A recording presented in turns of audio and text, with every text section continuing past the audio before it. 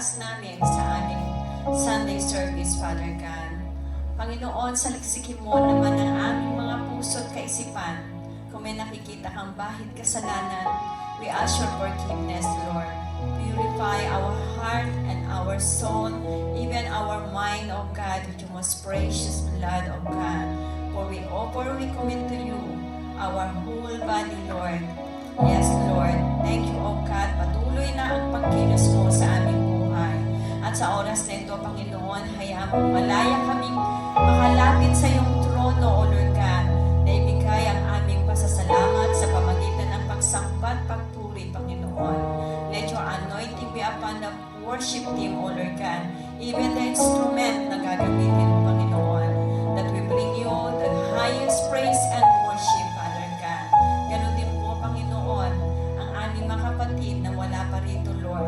Let your divine conviction, intervention, and protection upon them, that you will bring them here, safe and sound, O God. Patuloy din po, Lord, your anointing, your double anointing be upon to your servant, as your mouthpiece, O God, na sa bawat salita na lalabas sa kanyang bibig, it's anointing, O Lord God. Your anointing that you will speak to every one of us, Lord. Yes, Lord, we thank you, O Lord God. We live up to you everything. We entrust everything to you. That today is a victorious day, Lord. Thank you, Father. Thank you, Lord. For we are overcomer, victorious, and more than conqueror. In the name of Jesus, in Jesus' name we pray. Amen and amen, Lord. Hallelujah. Let's give a best clap of praise to the Lord. Para sa Panginoon. Hallelujah. Hindi ang para sa Panginoon. Hallelujah. Before we proceed, basahin po natin yung ating main verse for this month. Yung Daniel chapter 7 verse 14. Sabi doon, sabay-sabay po tayo. He was given authority, glory, and sovereign power. All nations and peoples of every language worship Him. His dominion is an everlasting dominion that will not pass away. His kingdom is one that will never be destroyed. Amen.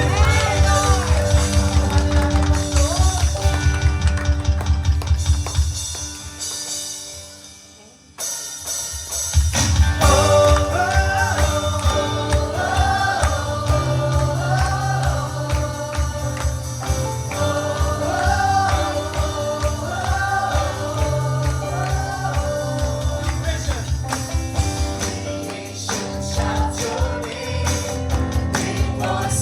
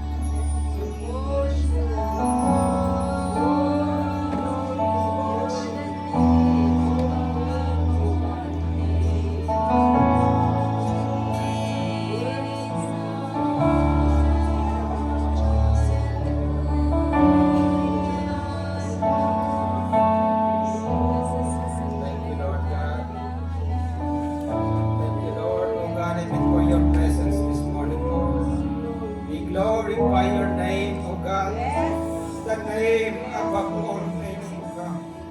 The King of Kings and the Lord of Lords. Glory be to your name, O God. Lord, receive, O God, the worship of your people, O God. Receive, O God, the praises of your people.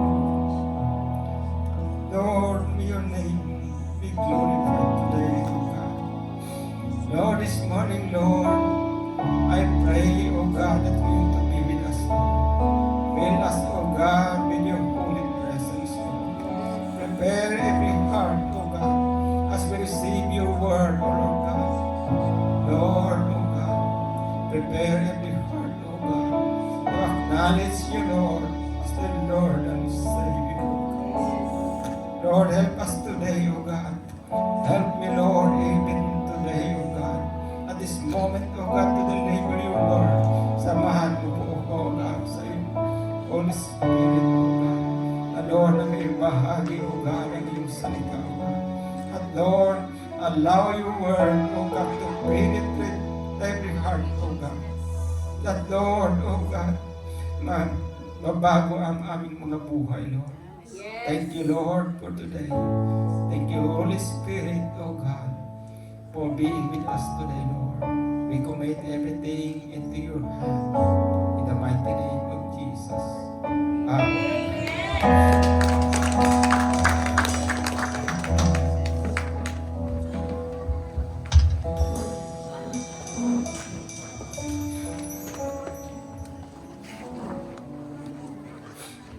Good morning po sa lahat. Pasensya na po, parang lumalabas yung paper ko.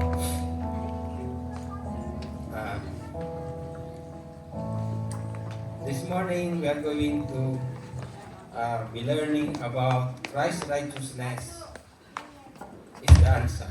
At ang subtopic po natin ngayon is Christ's righteousness demonstrates divine justice. Can we all please stand and we'll read the text for today?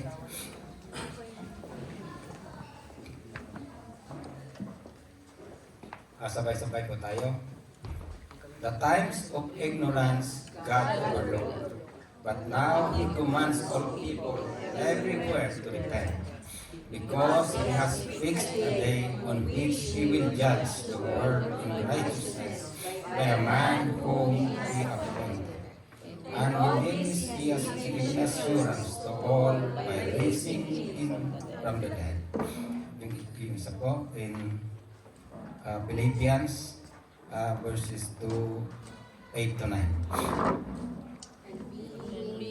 And being found in a human form, He humbled Himself by becoming obedient to the point of death, even on the cross. Therefore God has highly exalted Him and bestowed on Him the name above every name, so that at the name of Jesus every knee will bow, and heaven and on earth and under the earth, and every tongue confess that Jesus Christ is Lord, to the glory of God. Can we all sit po?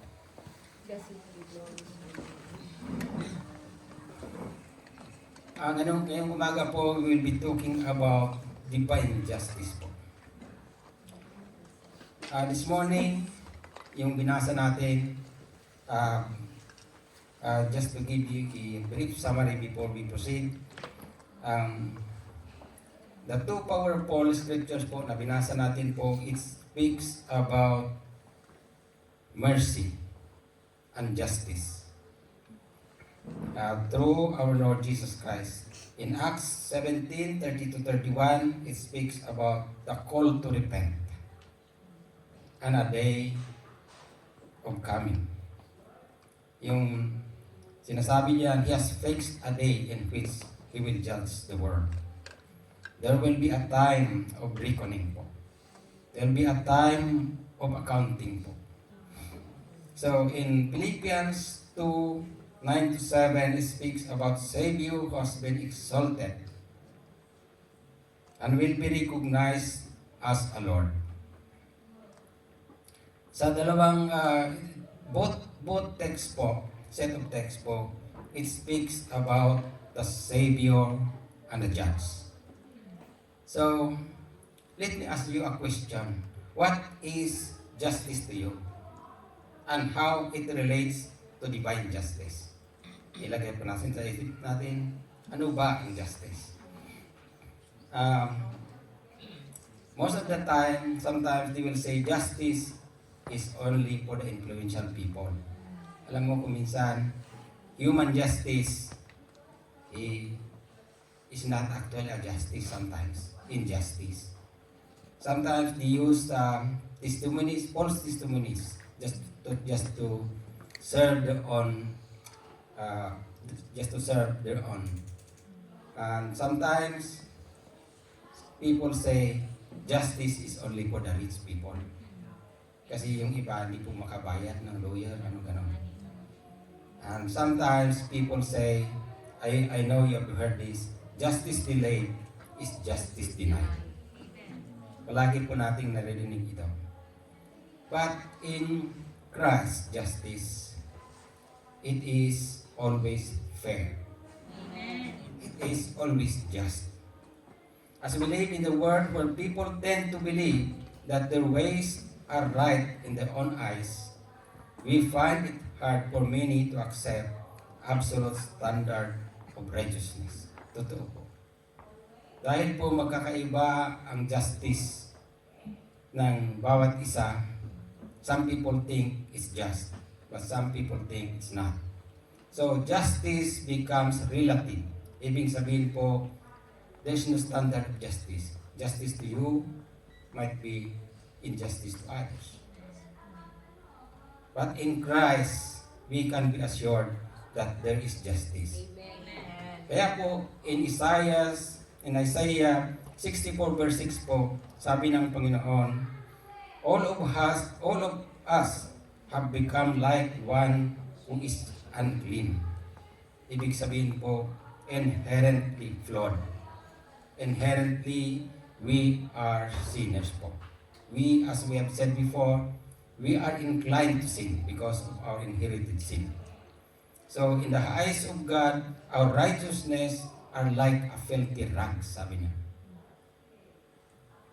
We all shrivel up like a leaf, and like a wind, sins sweep us away. So makita po natin dito, the humanity is trying to do anything to do right, but we still fail. That's why God says, our righteousness are like a filthy rags. Ano po ba ang definition ng justice? Ginawa ko po itong definition po sa Topical Encyclopedia. Definition and nature, sabi niya, divine justice refers to righteousness, fairness, and of God in His dealings with humanity and creation. It is essential attribute of God's character. Ano ba ang God's character? God is always just. God is holy. What is right is right. What is wrong is wrong in God. Kaya po, dito po ang totoong justice. It is essential attribute of God's character reflecting His holiness and moral perfection. Divine justice ensures that God's act in accordance to His nature. Kaya sinabi ko, God is just, is holy. Rewarding righteousness and punishing wickedness. As I have said, what is right is right. What is wrong is wrong. Walang in-between po sa Panginoon. Walang mangyayaring korupsyon, bayaran para magkaroon ng justice. Wala po. So makikita po natin dito sa Acts 17:30 po. Sabi niya sa Acts 17:30, can you please have it? Sabi niya dyan, the times of ignorance, God overlook. Ano bang ibig sabihin nito? In the time of Paul po, in Athens, there are a lot of confusion. a lot of gods that they worship. They even put a sign in the temple to the unknown God. So there is a lack of information po. There is no gospel yet at the time. Kaya sinabi ni Paul na it's a time of ignorance. So yan po, overlook. Ano bang sabihin ng overlook po? Number 1 po, God's patience. Ignorance, overlook, sabi niya. So, overlooking does not mean ignored sin. Kasi ang nangyari po dito, dahil po sa lack of wisdom, lack of knowledge po ng mga tao, God is patient with them. Even now, God is patient with us. Sometimes, we commit sin. It does not mean that God allowed that sin.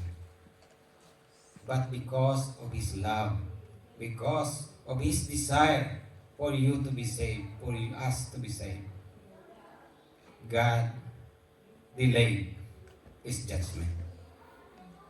So, makikita po natin dito na He purposely held back His righteous wrath so that in His kindness, He can show us grace through Christ.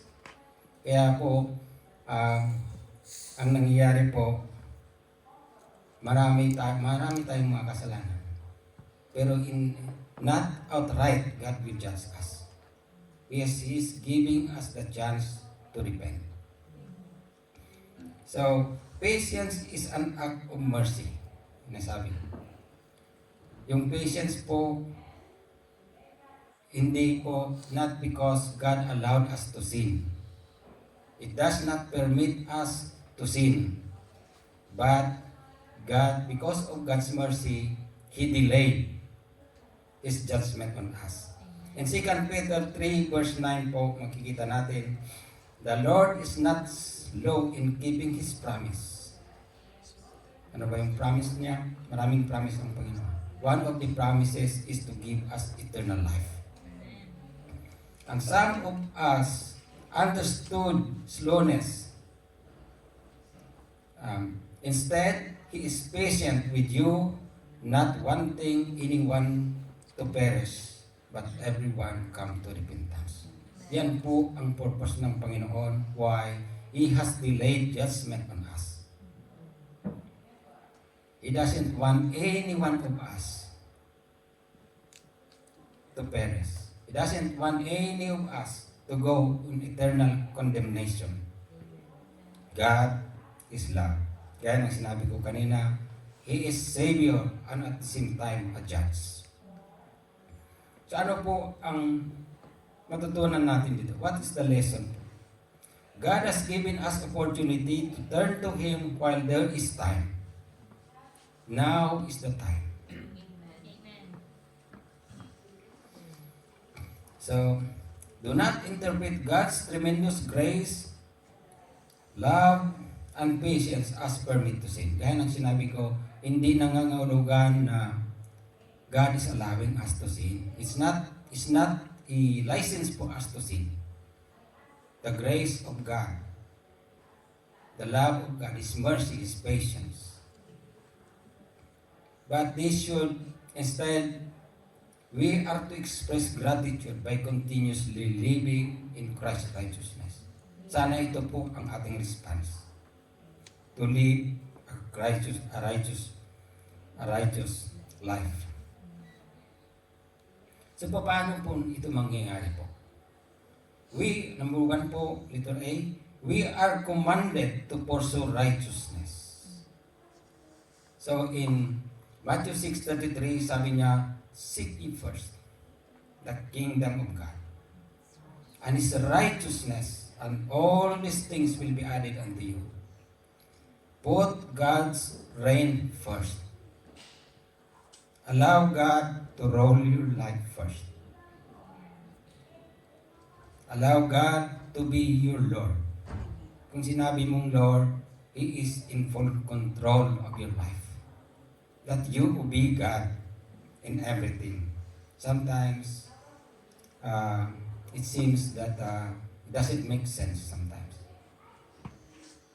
But allow God, trust God, obey God.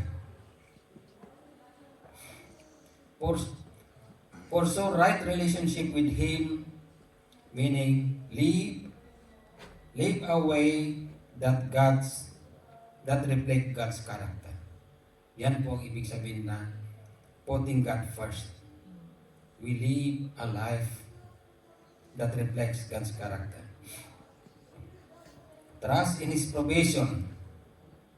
When your priorities are centered on God, He will take care of every needs. Everything. If God is the center of your life, He will never let you down. Amen. Everything that worries you, God will take care of it. Amen. And in 1 Timothy 6:11, sabi niya, but you, man of God, ibig sabihin po, yung mga Kristiyano po ito, believers, free from all of this, and pursue righteousness, godliness, faith, love, endurance, and gentleness. Ano ba ang sinasabi niya? Flee from all of these things. If you read 1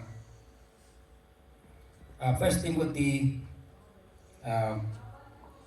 from verse 3 to 10, all these things refers to these things. The greed, quarrels po ang pinag-uusapan dyan. The love of money. Flee from all of these things, sabi niya. Bakit po? Sometimes that will drive our faith from God, away from God. Timothy is advising people of God, set apart. Yan sinabi ko, these are believers, to flee from all these things, referring to greed. Ganyan sinabi ko. Kung babasahin mo yung verse 3 to 10, makikita mo dyan, is talking about greed, quarrels, pag-away-away, love of money. Money is good, but the love of money is evil. Kaya sinasabi nila, the root of all evils is money. The love of money is not the money itself. We need money. Everybody of us needs money. So,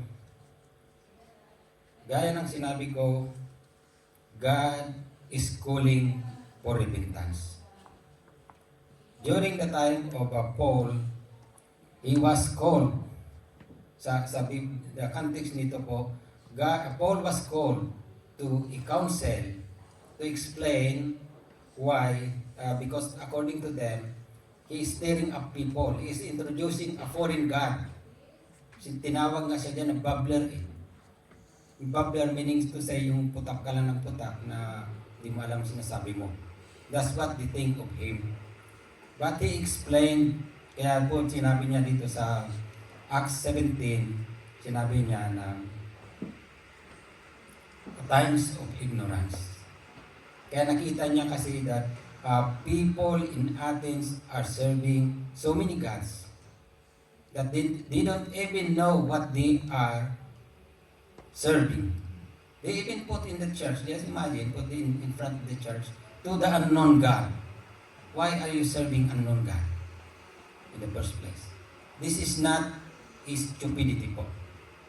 It is about the lack of knowledge, the lack of gospel during those times. Kaya po, the God has patience. Kahit po sa panahon ito, mayroon tayo po, makikita po natin, maririnig natin na kahit sa ngayon ito, mayroon pa rin nagsasamba kahit sa mga nature, nagsasamba sa mga tubig, nagsasamba sa mga beef, cow. Cow, not beef. The beef is the meat. Sinasamba po ang cow. So those are ignorance po. Kaya ang Panginoon po ay hindi niya muna dinyats. He tried to delay the judgment po. But in Acts 17b, makikita po natin dito, but now He commands all people everywhere to repent. Kaya magsisi tayo lahat, sabi niya.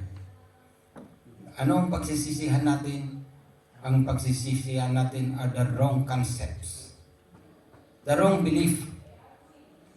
Like in Athens, they serve a wrong God. They don't know what they are talking about. So that's why it is very important for us to read the Bible po para alam natin po kung sino talaga ang ating sinasamba. Sabi niya, repent now.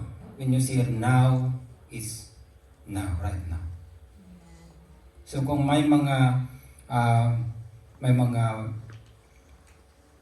nagawa natin na hindi ayon sa Diyos, we need to repent now. Now. It's an urgent call to everyone, to all people, sabi niya, everywhere. Gaya ng na kinanta natin kanina, He is the Lord of all. He is the Lord of all nations. He is the Lord of the whole universe. So, kaya pa sinasabi niya na it's time to repent. Yan ang sinasabi niya. The call is urgent and universal. Everywhere, sabi niya.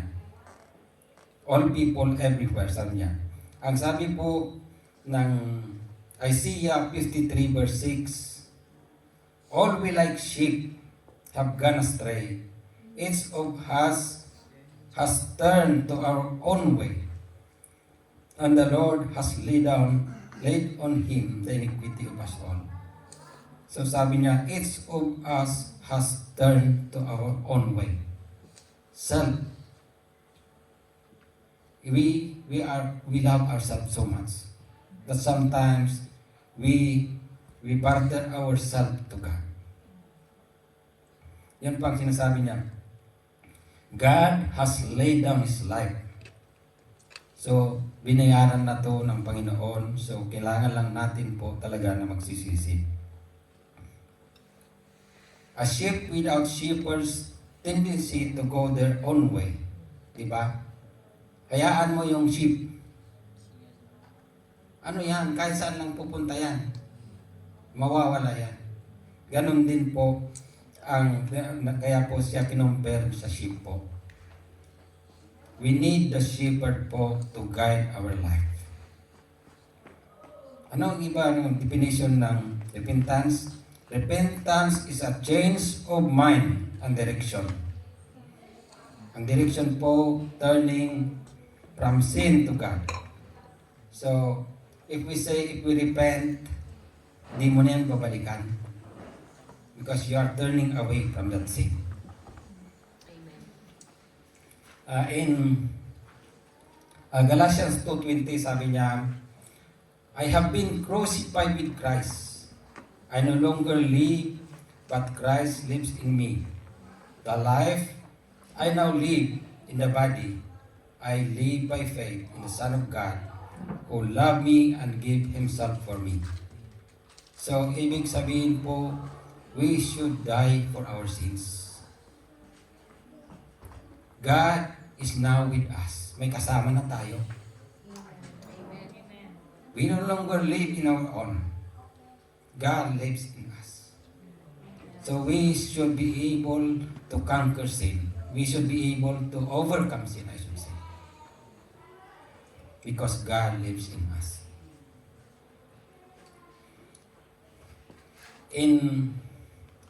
Sa second part po ng verse Acts 17:31, sabi niya, because He has fixed a day on which He will judge the world in righteousness by a man He has appointed, and this He has given assurance to all by raising Him from the dead. Sabi niya, He has fixed a day. It is certain and coming. God has fixed a day. He will judge the world. Sa ngayon, we're still living in grace. God's purpose for us is everybody should come to repentance. Everybody should be saved. But time will come, sabi niya dito, He had fixed a day. So that day will be the judgment day, where every man will face God. When every man will confess that Jesus is Lord. Sana po when we bow down before Him, we bow down in worship. Hindi po yung bow down in fear of where you are going. Bow down because you are condemned. So, it is already in God's calendar, sabi niya. Sabi po sa Mark 24 verse 33 and Mark 13:32, no one knows the day of an hour, the day or the hour, not even the angels, when Jesus returns. So there is a need for us to prepare. God has already set a day, but it's only God the Father knows. Not even the angels. So di natin alam when God returns and judges us. It could be tomorrow, it could be tonight, it could be right now. Like that, in a twinkling of an eye, when God returns, that will be the judgment day. So, it is important po that we live in righteousness, that we live our life, that we make the Lord as our Lord. Kung sinabi mong Lord, you are accepting everything that God will tell you. You are obeying God. You make Him the King of your life. Ibig sabihin po, ano man ang sabihin ng Panginoon, ay susunod ka.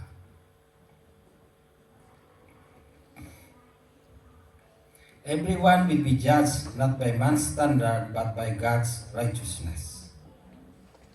God, the judge, is Jesus Christ, the man He has appointed.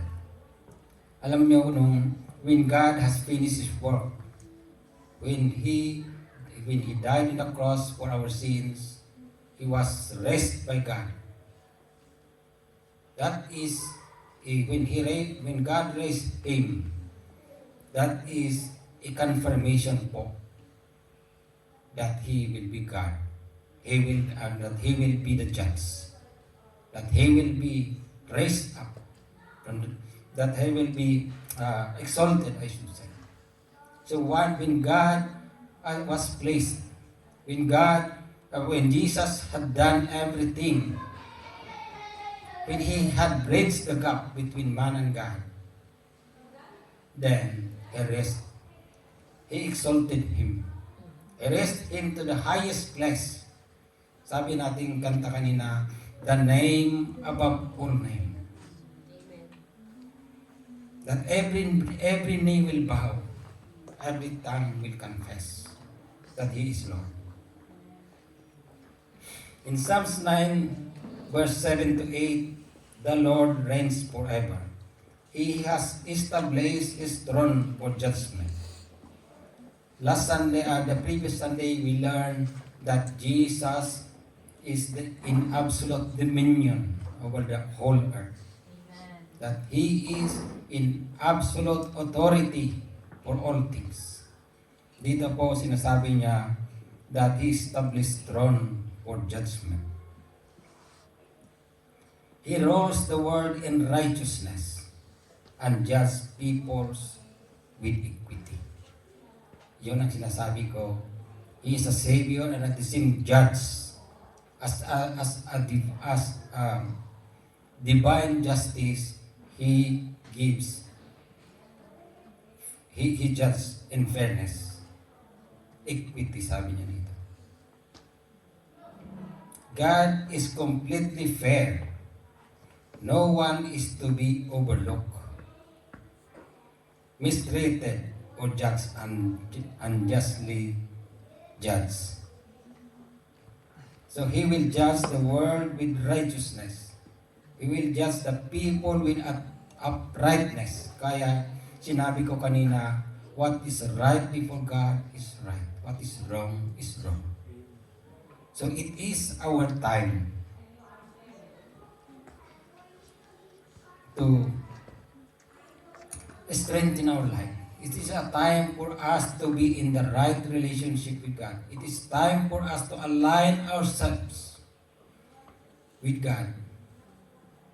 In Romans 5 and Romans 2, 5 to 6, sabi niya, because of your stubbornness and your unpleasant heart, unrepentant heart, you are storing wrath against yourself for the day of God's wrath, when His righteous judgment will be revealed.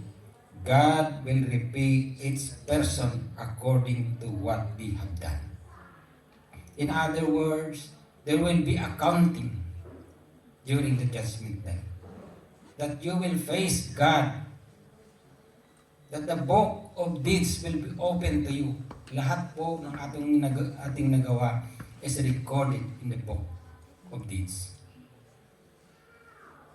Ang pangalan mo po, si Edgar po. If God opened the book of life, titingnan niya, oh Edgar, you are in the list. Pero po, kung ang ginawa mo sa lupa po ay puro na lang po unrighteousness, puro na lang po kabulastugan. When the book of deeds is open, I will say, oh, Mr. Juan, what have you done in your life?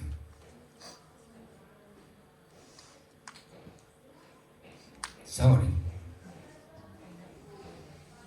You are not in the book of life. So sana po malista tayo in the book of life. Alalahanin natin po that when the book of deeds is open, na na-erase na po ang lahat ng ating kasalanan. Because the Bible says that He will blot out our sins if we confess our sins. When you say blot out, wala nang marka yan. Clear na, makikita mo yan, puti na. So, we have to prepare ourselves that when a judgment comes, when we are accountable to God in what we have done, sana po, ang marinig natin, well done and good faithful servant. Amen. Come with me in paradise.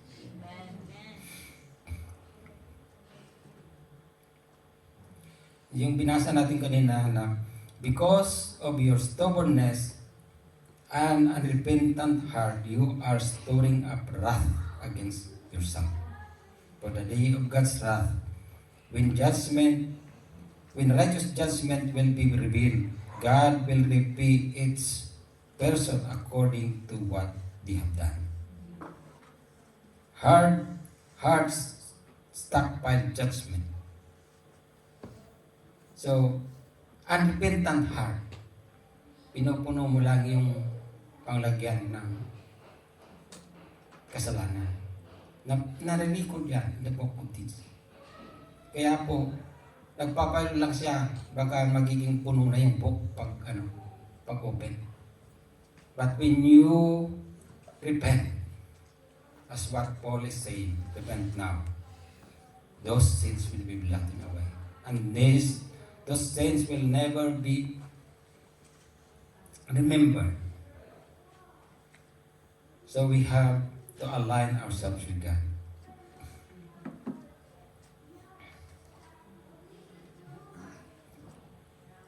Ang Panginoon po ay hindi natutulog po. Nakikita niya po lahat ng ating ginagawa. Kaya lang pinagbibigyan tayo ng Panginoon. Binibigyan tayo ng pagkakataon na magsisi at magbago. Refusing to repent is just adding wrath account. Kaya na sinabi ko kanina, Kung yung account mo, bank account mo, Wrath account yun kung mali. So, you will pay that back when God's judgment comes. When the day set by God to judge. In 2 Timothy 4:8, sabi niya, now there is in store for me the crown of righteousness, which the Lord, the righteous judge, will award to me on that day. And not only to me, but also to all who long for His appearing. Yung definition natin kanina, sabi niya, He will reward those who believes. And He will condemn those who does not believe. Dito po makikita natin po, there is a reward po. This is the benefit of righteousness po. There is reward in living a life of righteousness. The crown of life symbolizes the reward of eternal life, full of acceptance by God. The Lord is righteous and just God, and the Lord will reward what is true and faithful, not just what appears to be good. So yung totoo po na faithfulness ng Panginoon.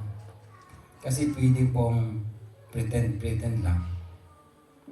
God does not want that. God wants a true belief in God. In Matthew 25 verse 21, He said, His masters replied, well done, and good faithful servant, you have been faithful in few things. I will put you in charge of many things. Come and share your master's happiness. Ito na ang sinasabi ko. Sana po pagdating ng Panginoon, when He comes to judge us, ang makikita niya po ay yung mabuting mong nagawa.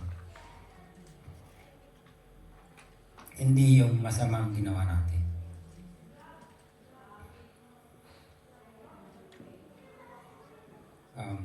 In relation to God as a divine justice, in Acts 17:30 to 31, we can find and in Philippians 2:9 to 11, as Christ being exalted.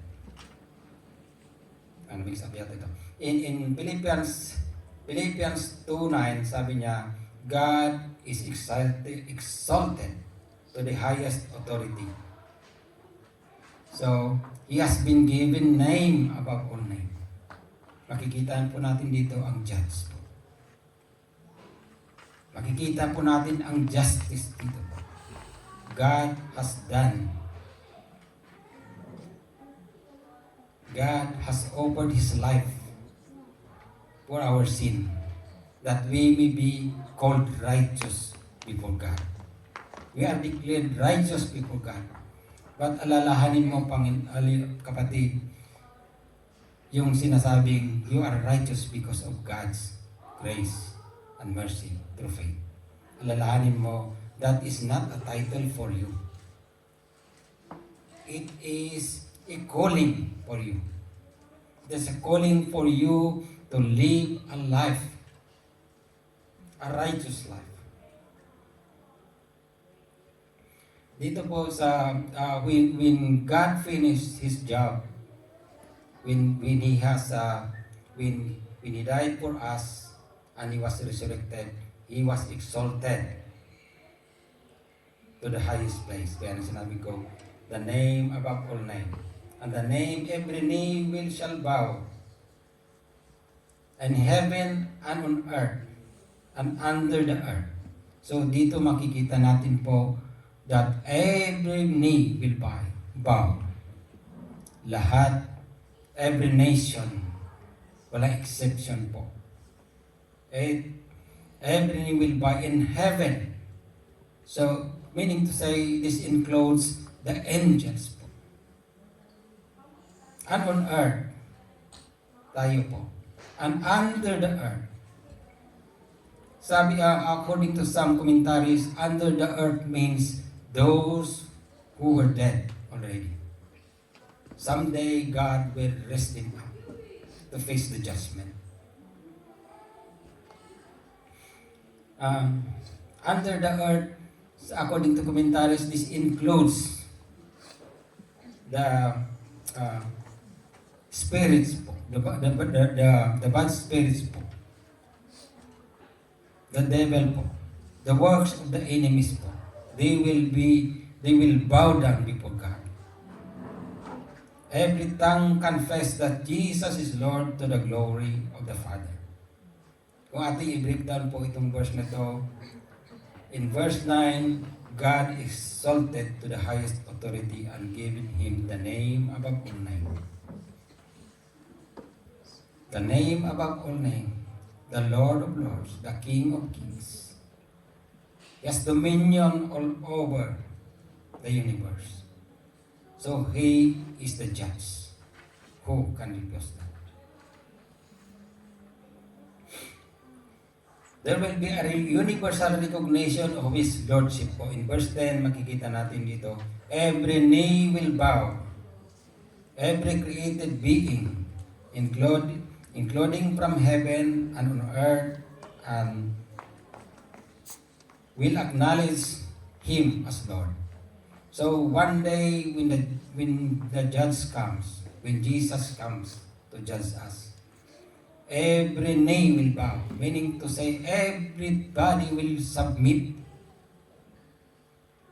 So anong mangyayari po? Those who are not prepared at this time, they will bow down because they are forced to bow down.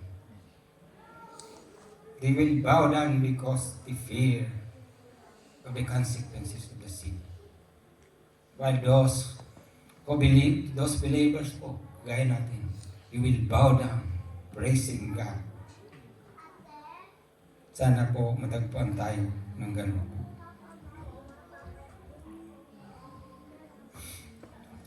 Yeah, sabi dito, and in heaven, in earth, and under the earth will acknowledge Him as Lord. So kasali po dito ang mga demonic forces po, kaya na sinabi ko. They will acknowledge also as Lord. Every knee will bow. It symbolizes submission and reverence to God. So when God comes as a judge, everybody will submit. No one can refuse. They bow down because of reverence to God.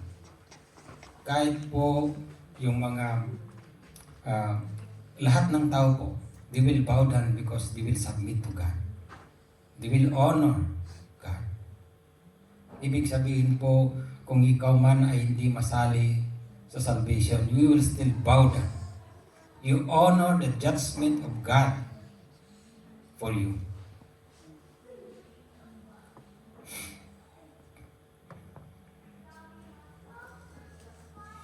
Yung sinabi po siya na every tongue will confess Jesus Christ is Lord. Every tongue will confess, meaning to say that there will be a public declaration of Jesus as Lord.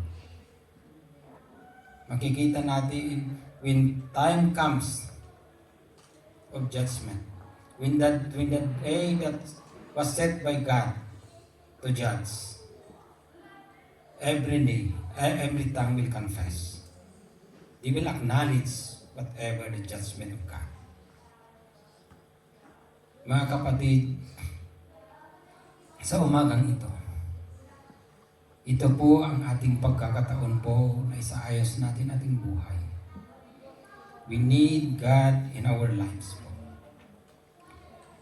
Allow God to minister in our lives.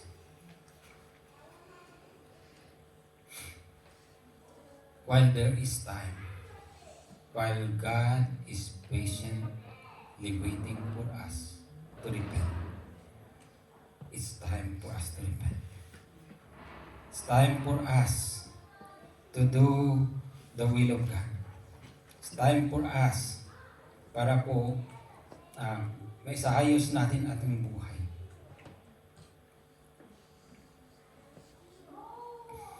makikita po natin dito sa Galatians 5:17. So I say, walk by the Spirit. Ito po ang isang kailangan natin po. In order for us to live a Christian life, we need to live by the Spirit. Walk by the Spirit means live daily life guided by the Holy Spirit. Let God's presence influence your thoughts, your choices and actions. Christian life is a long journey in walking in obedience and being transformed by God. Ibig sabihin po, when you walk,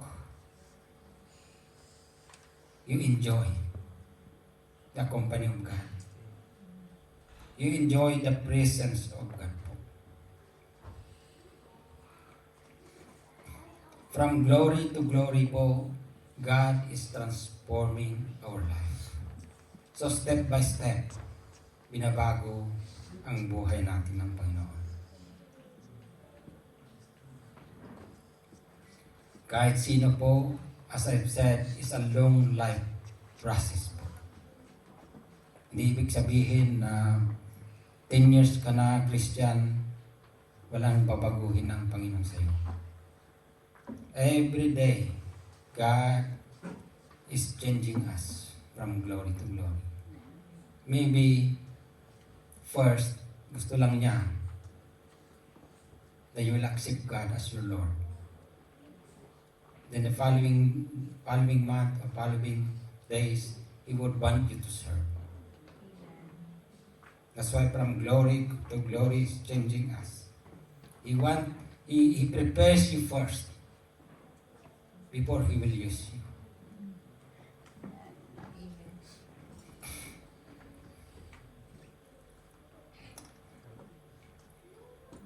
Ano po ang what are some practical ways po that we can live by the Spirit po? This is not exhaustive list po, it's just my example po for us to live by the Spirit po. Start your day with prayer and the Word of God. To live by the Spirit, we need always the Word of God. We need to communicate with God. Involve God in all our decisions. Whatever decisions we are going to make, ask God, ask God's guidance. Ask God to confirm your decisions. We need to listen to the prompting of the Holy Spirit. And obey. It's just not listening. We need to obey as well.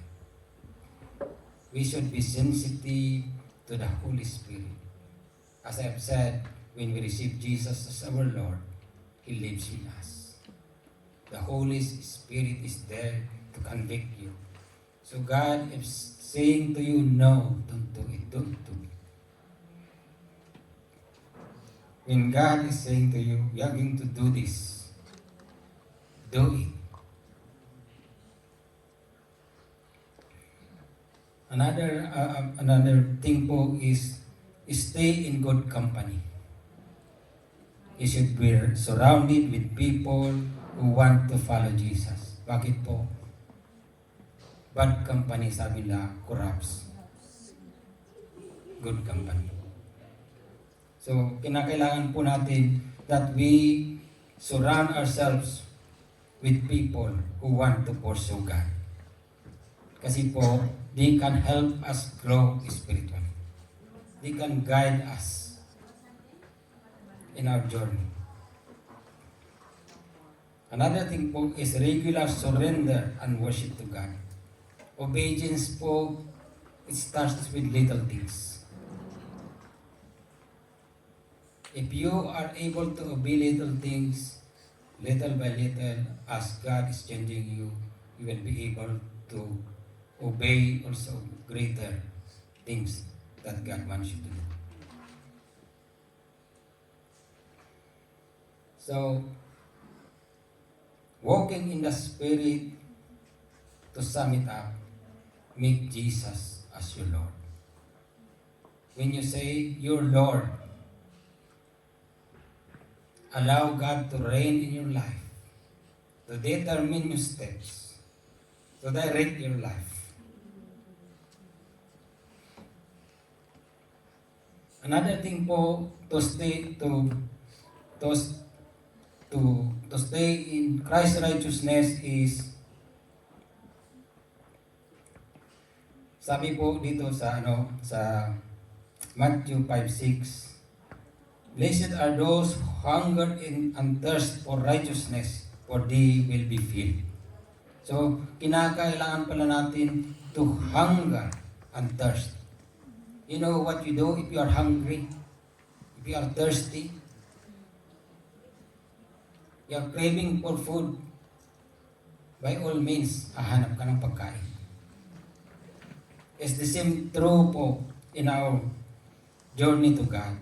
We need to be filled by the Word of God. We hunger for righteousness. Ang blessing po sa paglilingkod ng Panginoon, sabi in Matthew 5:10, blessed are those who are persecuted because of righteousness, for theirs is the kingdom of heaven.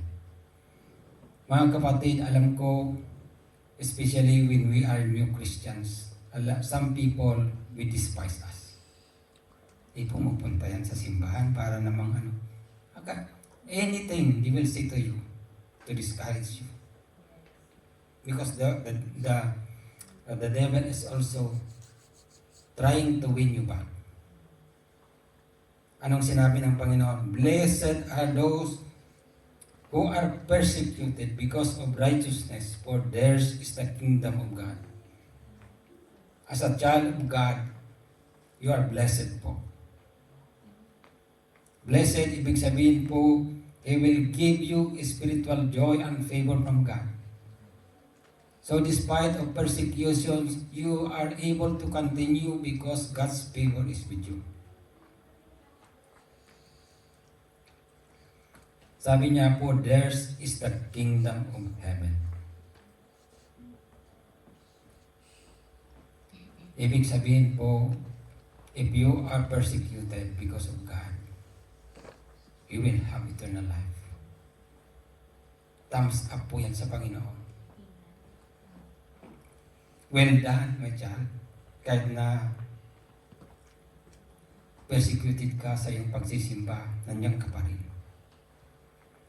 Ganun po ang ibig sabihin po. God will still give you joy and strength.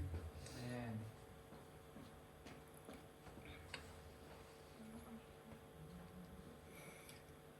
So, makikita natin dito po na God is a Savior.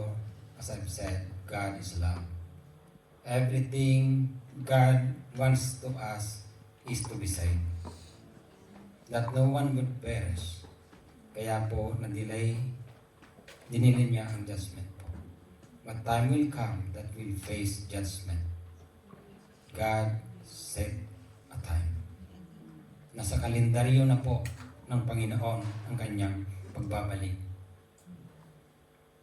And judgment. So it's now time for us to prepare. It's now time, this is our time to be serious with God. To be serious with our relationship with God. Because nobody knows when that time will come. It's definite that He will come because God has already set the time. But it's only God the Father who knows. Meaning to say, we should be ready all the time.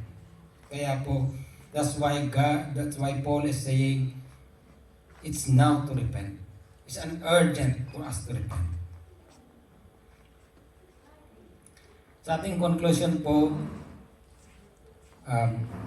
makikita po natin dito, the Christ's righteousness, we see God's justice fully satisfied and perfectly displayed. As we know, Christ died for our sins.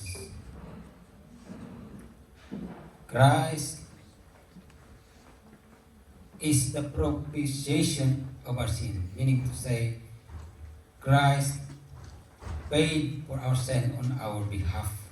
That's why we have credited the righteousness of God. Nobody is righteous in their own. It is a gift of God. God has done it for us. At the cross, sin is paid for. Love and mercy is offered. God's mercy and justice, He did this for us. This is because Christ bore our penalty and credited to us righteousness. We stand forgiven and accepted. We gain the righteousness through grace and by faith. The proof of divine justice and saving grace are met by Christ alone. So Christ's righteousness can only be met in Christ. Mga kapatid, we should prepare ourselves. If you have not accepted yet the Lord as your Savior, it's time for you to accept God. It's time for you to repent. And it's time for you to change your life's direction from sin to God. We need to live a righteous life. We have to be serious in our relationship with God.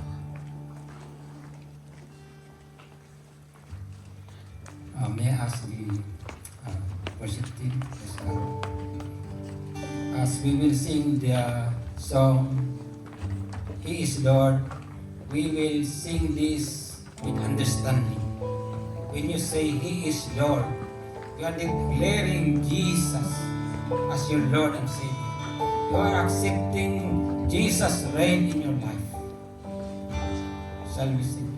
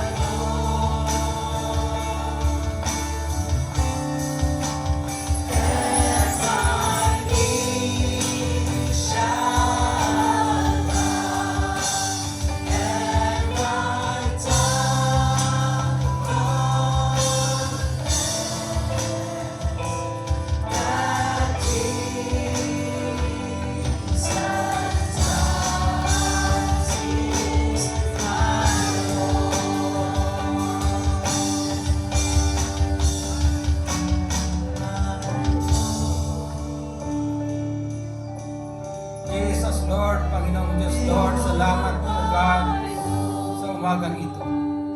Thank you, Father, O God, as we declare, O God, that you are our Lord,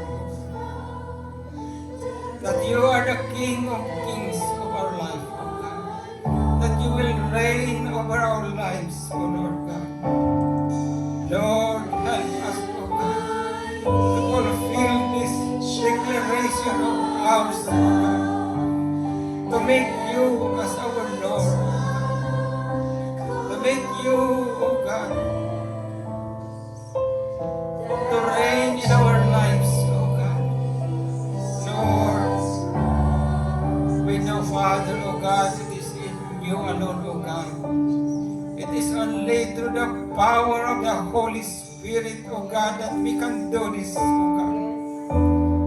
Lord God, have mercy on us, O God. Lord, forgive us, O God, if there's anything, O God, that is not pleasing before you, O God. Allow our hearts, O God. Allow our minds, O God, to be aligned with your word, O God.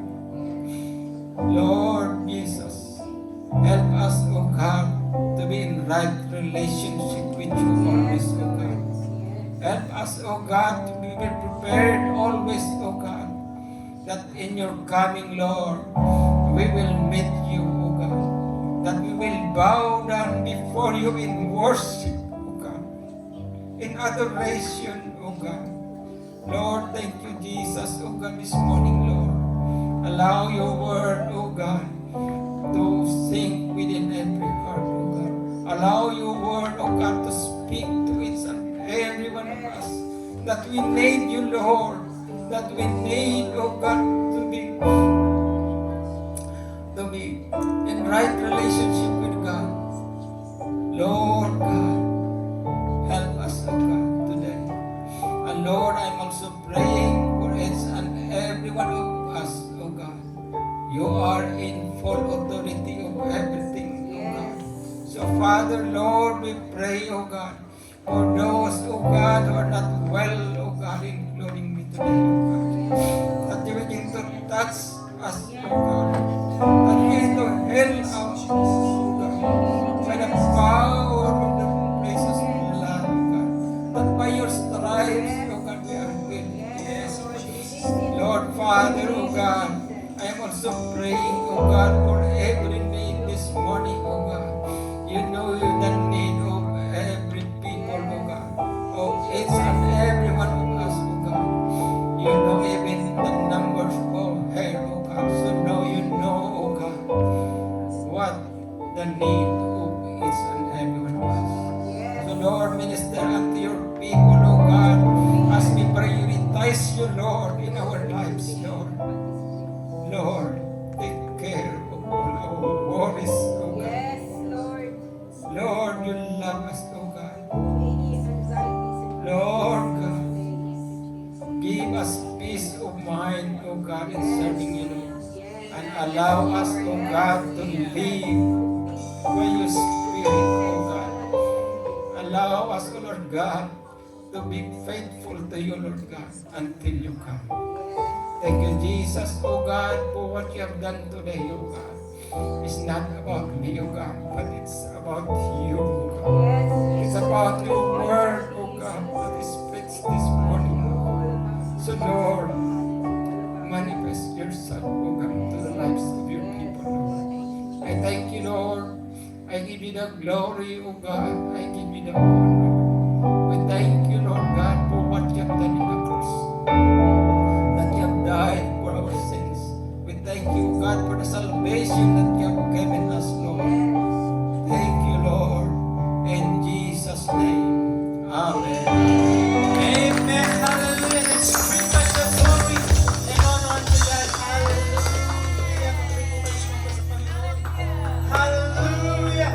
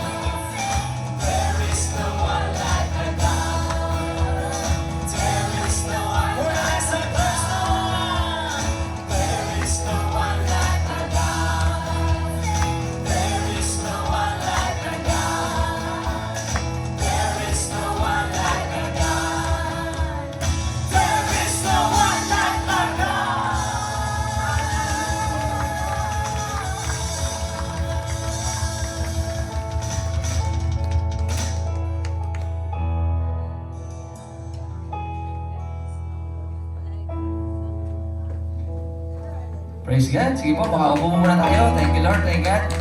Ang Lord ay napakabuti sa kanyang salita. Ano po, at patuloy na tayo'y pinagpala. Ano po, salamat po sa buhay po ni Brother Dan to hear the very word of the Lord. And at the same time, we believe that is equally important. Ano po, upon the receiving of the word, at the same time, we will receive, ano po, the blessings from the Lord upon our obedience. Amen po. And let me share na po the one of my, we could say, very favorite verse in the Bible, which is come to giving. Why? Bakit? Sabi doon, for God so loved the world that He, what He give? Yeah, not the riches of the world, not the gold, or not the silver, but He Himself, His Son, He give. That's why if you understand the love of God through your life, we could say that you will not respond not the less, but you will give the best for the Lord. Because He Himself, He give the best so that you and I will be saved. And I believe that God is the God of multiplication. Amen po. Can we read in 1 Kings chapter 17? I will not read it all, sorry. Just only some verses. If you see that upon Elijah's life in Book of Kings, that we say that not just only Elijah provide the needs of himself, but even Elijah used Elijah so that this widow would be blessed. Amen? Because we see here that from a handful of flour, it will be turned into 100-fold to bless this widow. Why? Because it's mentioned here, through the obedience of this widow, they bless their bread and wine. Because it's mentioned, it's very clear that in this verse, that I don't have any bread, only a handful of flour in a jar and a little oil in a jug, and I'm gathering a few sticks to take home and make a meal for myself and my son, that we may eat and die. We say that there's a multiplication because of the obedience. Not just only that they eat, but they eat every day. That's why we can say that upon the obedience of this widow, there's a multiplication.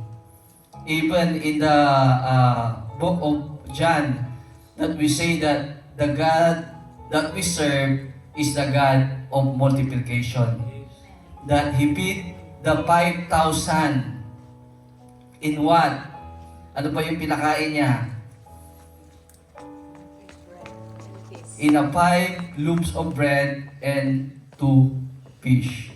Eh makikita po natin doon how God that we serve is a miraculous God. Basahin po natin.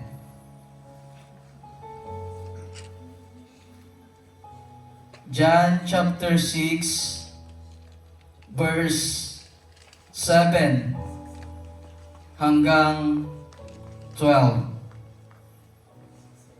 Sabi doon, Philip answered him, Eat man's wage would not buy enough bread for each one to have a bite. Another of his disciples, which is Andrew, because we believe that Jesus Christ Himself, upon the life of Peter, He multiplied, and we could say the miraculous that they take the fish, and suddenly, upon the life of Peter and Andrew, they caught a lot of fish. Then here, we say that upon the life of Andrew, he understand the miraculous that Jesus Christ done upon the life of his brother. Even at their generation, he understand that in the wilderness, there's no bread, there's no matter, but God Himself can provide the food with them. That's why he understand that the God that they serve, the God that they love or understand, He can do miraculous and multiply all things. Even our life now, brother and sister in Christ, if you understand through the life of Jesus Christ, how He loves you, then you don't have any reason to love and to respond of His goodness. Our tithes is not about a money. At it is about our obedience, how we respond of His goodness and our faithfulness upon our life. We could say giving is not just only a heart issue, but our love and response to His goodness and to His faithfulness. Can we pray and we can believe our tithes is offering to the Lord? Father God in heaven, thank you for the opportunity that you've given us once again. Truly that you are the source of everything. We acknowledge your goodness, we acknowledge your faithfulness upon our life, upon our family, and here we are once again. Give us the heart that truly love you and serve you upon the blessings that we have. Continue to impart your righteousness and holiness, especially give us the heart of faithfulness, how we respond to your goodness and faithfulness upon our life. Continue to bless our company, continue to bless our family back to Philippines, and continue to bless your servant that you will use to accumulate this money only to use for your expansion of your kingdom. We bless you, Lord. We honor this our prayer. In this mighty name pray. Amen and amen. Thank you, Lord. Thank you, God.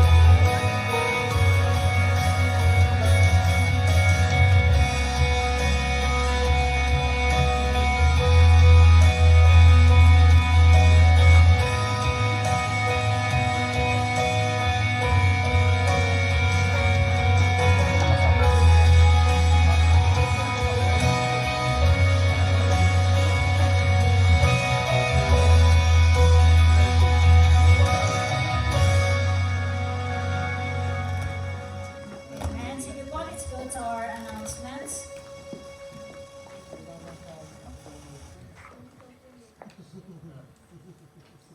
Sige po, first, we have our one convention po, that is the Worship Art Network Convention, which will be on the 26th and 27th of May po. Meron pa tayong mga delegates, yung 9 delegates po, yung sa ano po natin yun, yung mga music team po. Kaya next time, if you'd like to join us, please let us know. You're most welcome po. And of course, we have our soul winning activity, which is our basketball tournament on the 7th of June. That is a Saturday at 1 p.m. at King's College Sports Hall in Guildford. Sana po na-invite nyo ng mga kaibigan nyo to play basketball. Sige po, and it's our way of evangelizing po. And of course, from 7 to 9 of August is our youth camp. Do we have delegate po ba? Yeah. So, yung mga youth po dyan, you can join our youth camp. Hanggang 23 daw yun. Oh, hanggang 33 daw ang youth. 34. 34? Oh, si Edna daw sasali. Okay, our next announcement is of course,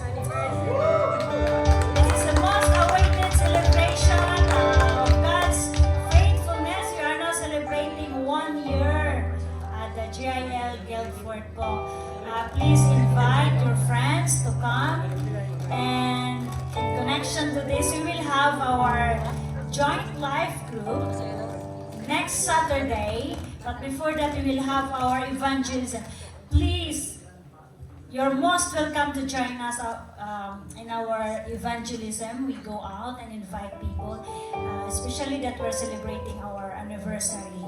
It's a good agenda po to invite people. Marami po sa atin dito ay bunga ng evangelism. Sino po ba nandito because somebody had given them a leaflet or who invited them? Meron po ba dito? Di po ba?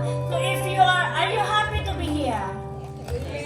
So if you're happy, then other people, marami po sa labas na kailangan. Kaya please join us to go out and let's evangelize. Si Brother Edgar last time, remember we have newcomer, a couple, yung British couple po, sila po ay bunga ng ating evangelism. So, our labor is not in vain. Please join us next Saturday po, and then again our joint life group. And saan na pala sa stop yung ano natin? So, our evangelism is from 1 to 3 and then to be followed by a joint life group from 3 p.m. at the Stoke Recreation. Let's have some games po. It would be fun. Sige po. Stoke Park po. Punta po kayo! Okay, and our water baptism would be in August. We don't have the exact date yet, but for those who want to have the baptism, please let us know so we can add you on our list. And of course, our regular prayer meeting from 10:30 to 11:30. Continue to come and join us because prayer works. And of course, our Sunday healing service, Sunday worship and healing service from 11:30 to 1:30. And of course, our life groups, we have the Guildford Men. Kung sino pong wala pang life group, please approach Kuya Dan, Brother Paulo, myself, Sis Eileen, and Brother Well, Ate Mildred, and Sis Sally po. Next po. Yeah, okay, mention ka na po yan. And of course, we have the prayer. Okay, our midweek po service every Tuesday po. That is with our very own Pastor Boy Barrientos. We encourage you po to join. This is very helpful po sa lahat na who wants to grow more in their faith and their walk. That is online po. And our high five from Monday to Saturday, 5 to 6 a.m. via Zoom. And our next announcement, of course, our prayer. Ano ba yung prayer request box po. Do not underestimate this box po. Marami na pong sasagot na prayer. So, we encourage you, ilagay niyo po yung mga prayer request niyo na hindi niyo po kayang sabihin. You can write and drop it here. Marami po kaming nananalangin. We pray continuously for your prayers. Hindi po namin po basahin. Si Lord na nakakaalam ng mga prayers niyo, and it will be answered in God's perfect time. Amen. Okay? And our next announcement. Okay na. So that's it. Sige po. Thank you so much po. That's all our announcements. Let us all stand for our last song for the blessing from God.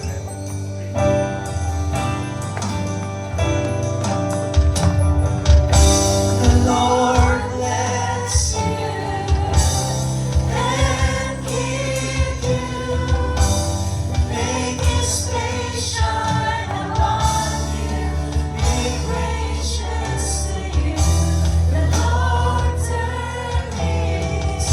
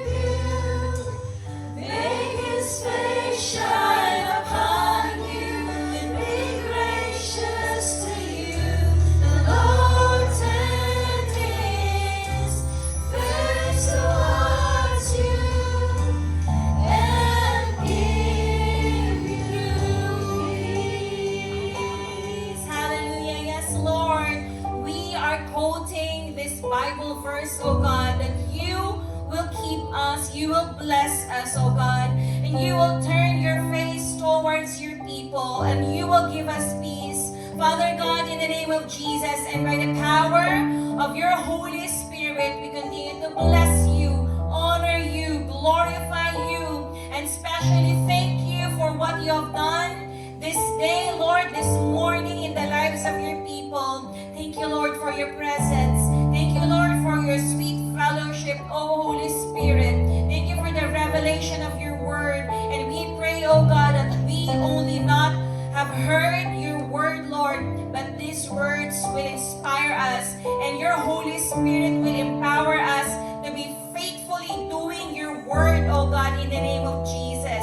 Father God, we thank you for the life of Brother Dan whom you've used today, the channel of your blessing. And we pray that you will continue to empower him, strengthen him, and anoint him, Lord, with 1,000-fold of anointing that is coming from thy holy presence. Lord, Father God, continue to reveal more of yourself in his life. You will bless him in every aspect of his life, Lord. Not only him, O God, but also the members of his household and all his relatives, all the people that are connected into his life.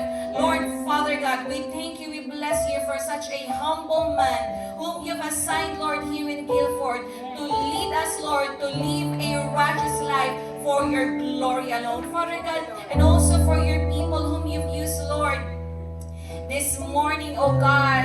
Hallelujah. Even, Lord, much especially our brothers and sisters whom decided, Lord, they've decided to join us, Lord, to commit their lives this morning. Father God, we believe that you have blessed them and touched them, Lord, and have reminded them, Lord, you will empower each one of us, oh God, to live a victorious Christian life for your glory alone. Lord, we thank you. And also we remember our beloved brother Eddie Villanueva, Lord, the spiritual director, the founder, oh God, of the JL ministry. Continue to bless him, form a hedge of protection around his life. And Lord, you will preserve him, reveal more of yourself to him, Lord. The heavenly wisdom be upon him, oh God. Your angels, Lord, will watch over him, oh God. He will live many, many more years, Lord, to lead this church faithfully for your glory, oh God. Even, Lord, the executive board management team, you will continue to anoint them, Lord, not the program of men, but the program of the Holy Spirit be upon us all the time. Hallelujah. And Lord, we continue to remember the prayer items are within this box. Lord, there are no silent cries that you cannot hear. All the cry of the broken, Lord, even the most silent prayers, oh God, that we keep in our hearts. Lord, you are a God who answers all our prayers. That's why we entrust to you, Lord, all these prayer items, Lord, whether it be financially, whether it be physically, Lord, those who are yearning for physical healing, not only for themselves, but for the healing of their family members, Lord, by your stripes, Jesus, they are being healed in the name of Jesus. Lord, those who are needing, Lord, the mental freedom, oh God, freedom from any mental health issues. Lord, we thank you. We thank you. There is liberty in your presence, oh God, in the name of Jesus. And most especially, Lord, you will always, Lord, guide us to gain a spiritual wisdom, a spiritual blessings. And we continue to declare that year 2025 is a year of breakthrough for every one of us, Lord, who believe. We thank you, Father. We thank you, Jesus. And as we leave this place, oh God, we will not leave empty-handed, but you will already fill our hearts with your presence, oh God, with much, much hope, peace, and blessing and love that only come from you alone. Father God, we love you, we honor you, and even the food that we are going to partake and share this very afternoon, Lord, the water, you will bless the bread, the water, oh God, and this will be the strength of our physical bodies in order for us to do your will in our lives. We bless you, oh God, we honor you, and we carefully give to you the highest praise, glory, and thanksgiving. This is our prayer in much less awesome name of our Lord and Savior Jesus Christ, and everybody agrees and says, Amen.